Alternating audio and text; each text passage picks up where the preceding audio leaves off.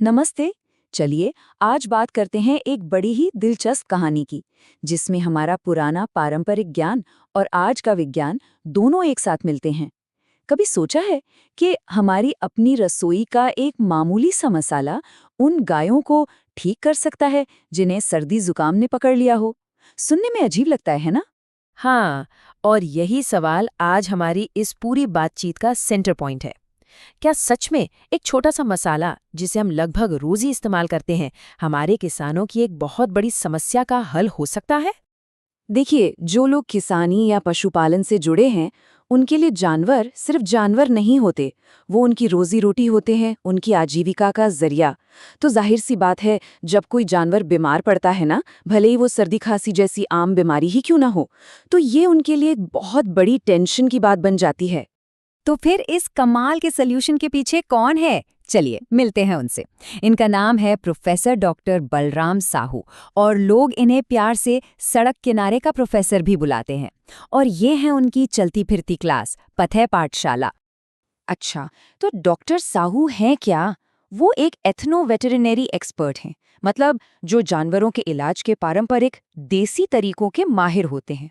और उनकी सबसे खास बात पता है क्या है? वो अपनी इस चलती फिरती क्लास से सीधे किसानों और आम लोगों के बीच पहुंच जाते हैं। मतलब ज्ञान को लैब से निकालकर सीधा उन लोगों तक पहुंचाना जिन्हें इसकी असल में जरूरत है। तो फिर डॉक्टर साहू का नुस्खा क्या है? चलिए अब सीधे उस नुस्खे पर आते हैं। ये रसोई में बनने वाली एक इतनी आसान सी चीज है जो बीमार जानवरों का दर्द कम कर सकती है, और वो भी घर बैठे बैठे। इस असरदार इलाज के लिए आपको चाहिए सिर्फ 2 चीजें, और मजे की बात यह है कि ये दोनों ही चीजें हर भारतीय रसोई में मिल ही जाती हैं। पहली है काली मिर्च और दूसरी है गुड़। जी हाँ, बस सिर्फ ये 2 चीजें। और इसको बनाना तो और भी आसान है। ध्यान से सुनिए। सबसे पहले आपको लेनी है 20 काली मिर्च और उन्हें पीसकर एकदम पाउडर बना लेना है। फिर इस पाउडर को 4 चम्मच मतलब लगभग 20 ग्राम गुड़ में अच्छे से मिक्स कर देना है। और बस हो गई एक डोज तैयार। अब ये जो मिक्सचर बना है, इसे जानवर को सीधे खिला देना है। हाँ, अब ये जानना बहुत जरूरी है कि खुराक देनी कितनी है, क्योंकि सही डोज से तो असर होगा। अगर जानवर बड़ा है, जैसे गाय या भैंस, तो ये जो पूरी डोज हमने बनाई थी वो दिन में 2 बार देनी है, और ऐसा 3 दिन तक करना है। और अगर जानवर छोटे हैं, जैसे बकरी, भेड़ या बछड़े, तो इसकी आधी डोज देनी है, मतलब 10 काली मिर्च और 2 चम्मच गुड़, और ये भी दिन में 2 बार 3 दिनों तक। पर अब सवाल ये आता है कि इतना सीधा सादा घरेलू नुस्खा आखिर काम कैसे करता है? मतलब इसके पीछे की साइंस क्या है?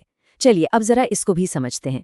तो सारा खेल है एक केमिकल का, जिसका नाम है पिपेरिन।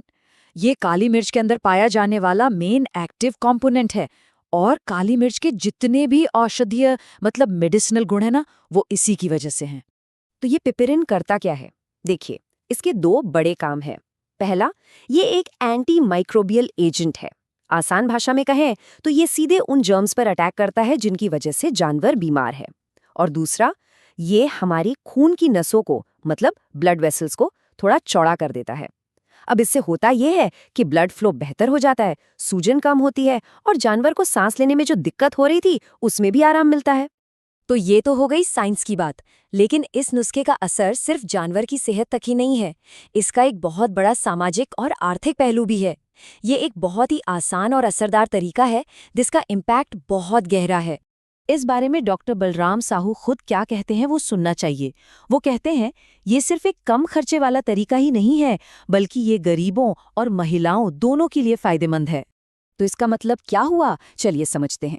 कम लागत मतलब इसमें जो चीजें लगती हैं वो सस्ती हैं और आसानी से मिल जाती हैं।